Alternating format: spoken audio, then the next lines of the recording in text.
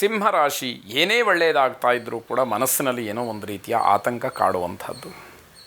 ಮಾನಸಿಕವಾಗಿ ಸಮಾಧಾನ ಇಲ್ಲ ಅಂತ ಆದರೆ ಏನು ಒಳ್ಳೆಯದಾದರೆ ಏನು ಬಂತು, ಏನೋ ಆಗ್ತಾ ಇದೆ ಅಂತ ಹೇಳುವಂತಹ ಸಂದರ್ಭವಾಗುತ್ತೆ. ವಿನಾಕಾರಣ ಮನಸ್ಸನ್ನು ಕೆಡಿಸ್ಕೊಳ್ತೀರಿ, ಅದಕ್ಕೆ ಯಾವ ಕಾರಣಗಳೂ ಇರೋದಿಲ್ಲ. ಅಥವಾ ಮನಸ್ಸನ್ನು ಕೆಡಿಸ್ಕೊಳ್ಳೋದಕ್ಕೆ ಕಾರಣವಾದಂಥದ್ದು ನಿಮಗೆ ಸಂಬಂಧಪಡದೇ ಇರುವಂತಹ ವಿಚಾರವಾಗಿರುತ್ತೆ. ಇಂತಹ ವಿಷಯಗಳು ಅಡ್ಡಿ ಬರುವಂಥದ್ದು. ಋಣಾತ್ಮಕವಾದಂತಹ ಫಲ ಏನಿದೆ ಅದು ನಿಮಗೆ ಸಿಕ್ಕುವಂಥದ್ದು. ನಿಮ್ಮ ಆಲೋಚನೆಗೆ ತಕ್ಕ ಹಾಗೆ ಫಲ ದೊರಕುವಂಥದ್ದಾಗತ್ತೆ. ನಿಮ್ಮ ಗುರಿ ಸಾಧನೆಯನ್ನು ಖಚಿತಪಡಿಸ್ಕೊಳ್ಬೇಕು. ಯಾವ ಉದ್ದೇಶವನ್ನು ಇಟ್ಟುಕೊಂಡು ನಾನು ಹೋರಾಟ ಮಾಡ್ತಾಯಿದ್ದೀನಿ, ಕಷ್ಟಪಡ್ತಾಯಿದ್ದೀನಿ, ನನ್ನ ಮುಂದಿನ ಗುರಿ ಏನು ಅನ್ನುವಂಥದ್ದು ನಿಮ್ಮ ಮನಸ್ಸಿನಲ್ಲಿ ಇರಬೇಕು. ಆ ಗುರಿಯತ್ತ ನಿಮ್ಮ ಪ್ರಯಾಣ ಸಾಗಬೇಕು.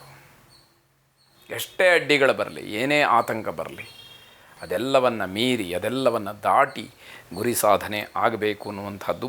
ಸಂಬಂಧಿಕರು ಅಥವಾ ಸ್ನೇಹಿತರು ಆತಂಕಕ್ಕೆ ಒಳಗಾಗೋದ್ರಿಂದ ನಿಮಗೊಂದಷ್ಟು ಬೇಸರವಾಗ್ತಕ್ಕಂಥದ್ದು. ಇಡೀ ದಿನ ತಾಳ್ಮೆಯಿಂದನೇ ಕಳೀಬೇಕಾದಂಥದ್ದು.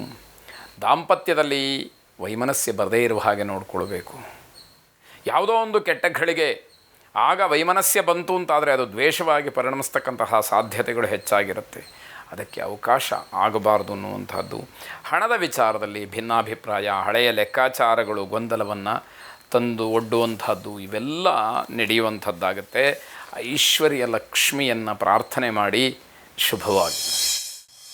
ಕನ್ಯಾ ರಾಶಿ ಯಾವುದೋ ಒಂದು ಸಾಧನೆಯಿಂದ, ಯಾವುದೋ ಒಂದು ಫಲಿತಾಂಶದಿಂದ ಇಡೀ ಕುಟುಂಬ ಸಂತೋಷವಾಗಿರತಕ್ಕಂಥದ್ದು. ಯಾವುದೋ ಒಂದು ಸುದ್ದಿಯನ್ನು ಕೇಳಿದ ತಕ್ಷಣ ಕುಟುಂಬದಲ್ಲಿರತಕ್ಕಂತಹ ಎಲ್ಲ ಸದಸ್ಯರಿಗೂ ಕೂಡ ಸಂತೋಷವಾಗುವಂಥದ್ದಾಗುತ್ತೆ.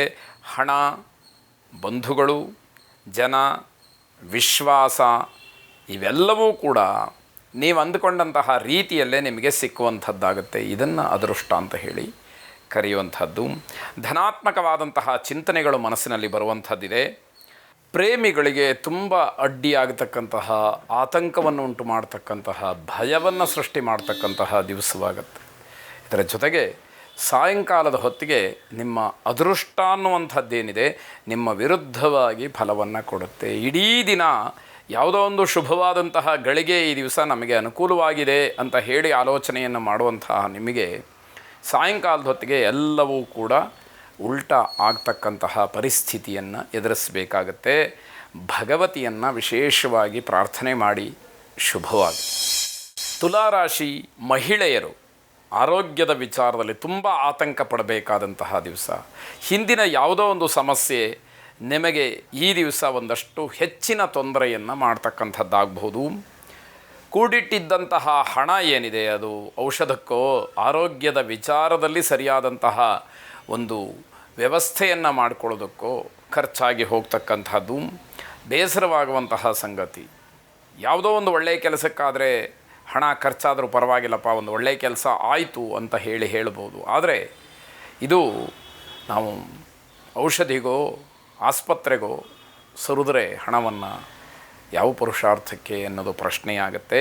ಹಣದ ಖರ್ಚು, ಆರೋಗ್ಯದಲ್ಲಿ ವ್ಯತ್ಯಾಸ, ಮಾನಸಿಕವಾದಂತಹ ನೆಮ್ಮದಿ ಇಲ್ಲದೆ ಇರತಕ್ಕಂಥದ್ದು, ಆತಂಕ ಇವೆಲ್ಲವೂ ಸೇರಿ ಮನಸ್ಸು ಮತ್ತು ಶರೀರವನ್ನು ಬಹಳವಾಗಿ ಕಾಡ್ತಕ್ಕಂಥದ್ದು. ಮನಸ್ಸಿಗೂ ನೆಮ್ಮದಿ ಇಲ್ಲ, ಶರೀರಕ್ಕೂ ಸುಖ ಇಲ್ಲ. ಈ ರೀತಿ ಸಮಸ್ಯೆಗಳು ಆಗುವಂಥದ್ದಾಗುತ್ತೆ. ಕಷ್ಟಪಟ್ಟು ಮಾಡಿದಂತಹ ಕೆಲಸಗಳೇನಿದೆ ಅದು ಹಳೆಯ ದಿನಗಳನ್ನು ಜ್ಞಾಪಕಕ್ಕೆ ತರುತ್ತೆ. ಹಿಂದೆ ಎಷ್ಟು ಕಷ್ಟಪಡ್ತಾ ಇದ್ದೆ ನಾನು, ಇವತ್ತೆಲ್ಲ ವ್ಯವಸ್ಥೆಗಳು ಅನುಕೂಲತೆಗಳು ನನಗೆ ಆಗ್ತಾ ಇದೆ, ಆದರೂ ಇಂತಹ ಸುವ್ಯವಸ್ಥೆ ಇರಬೇಕಾದರೂ ನಾನು ಮತ್ತೆ ಕಷ್ಟಪಡಬೇಕಲ್ಲ ಅಂತ ಹೇಳಿ ಆಲೋಚನೆಗಳು ಬರುವಂಥದ್ದಾಗತ್ತೆ. ನಿಮ್ಮ ಸಹಾಯಕ್ಕೆ ಯಾರೂ ಕೂಡ ಆಗೋದಿಲ್ಲ, ನಿಮ್ಮ ಜೊತೆಯಲ್ಲಿ ಯಾರೂ ಇರೋದಿಲ್ಲ.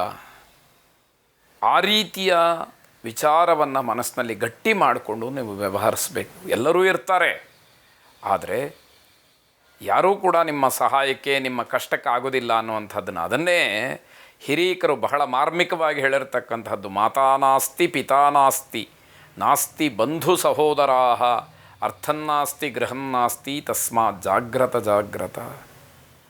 ಯಾವುದೂ ಇಲ್ವಾ ಅಂತ ಕೇಳಿದರೆ ಎಲ್ಲವುದೂ ಇದೆ, ಆದರೆ ನಮ್ಮ ಕಷ್ಟ ಕಾಲಕ್ಕೆ ಯಾವುದೂ ಆಗೋದಿಲ್ಲ. ಆದ್ದರಿಂದ ನೀನು ಪ್ರತಿ ಕ್ಷಣವೂ ಜಾಗ್ರತೆಯಿಂದ ಇರಬೇಕು ಅನ್ನುವಂತಹ ಎಚ್ಚರಿಕೆಯ ಮಾತನ್ನು ಹಿರಿಯರು ನಮಗೆ ಹೇಳಿ ಹೋಗಿರತಕ್ಕಂಥದ್ದು.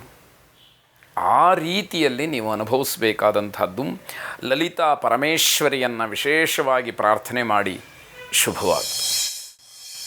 ವೃಶ್ಚಿಕ ರಾಶಿ ಬಹಳ ವ್ಯವಸ್ಥಿತವಾಗಿ ಉದ್ದೇಶವನ್ನಿಟ್ಟುಕೊಂಡು, ಗುರಿಯನ್ನು ಇಟ್ಟುಕೊಂಡು ತುಂಬ ಪ್ಲ್ಯಾಂಡಾಗಿ ಮಾಡುವಂತಹ ಕೆಲಸಗಳು ನಿಮಗೆ ಈ ದಿವಸ ನೀವು ಅಂದುಕೊಂಡಂತಹ ರೀತಿಯಲ್ಲೇ ಬಹಳ ಅಚ್ಚುಕಟ್ಟಾಗಿ ನಡೆಯುತ್ತೆ ಅನ್ನುವಂಥದ್ದು. ಹೊಸ ಕಾರ್ಯವನ್ನು ಆರಂಭ ಮಾಡೋದಕ್ಕೆ ನಿಮಗೆ ಬಹಳ ಅನುಕೂಲಕರವಾದಂತಹ ದಿವಸ ಇದು ಅಂತ ಹೇಳಬೇಕು. ಪ್ರೇಮಿಗಳಿಗೆ ಅಪಾಯಕಾರಿಯಾದಂತಹ ದಿವಸ. ಬಹಳ ಎಚ್ಚರವನ್ನು ವಹಿಸಬೇಕು. ಶರಬೇಶ್ವರನನ್ನು ವಿಶೇಷವಾಗಿ ಪ್ರಾರ್ಥನೆ ಮಾಡಿ ನಿಮಗಿರತಕ್ಕಂತಹ ಆಪತ್ತುಗಳು, ದುಗುಡ ದುಮ್ಮಾನಗಳು ದೂರವಾಗಲಿ.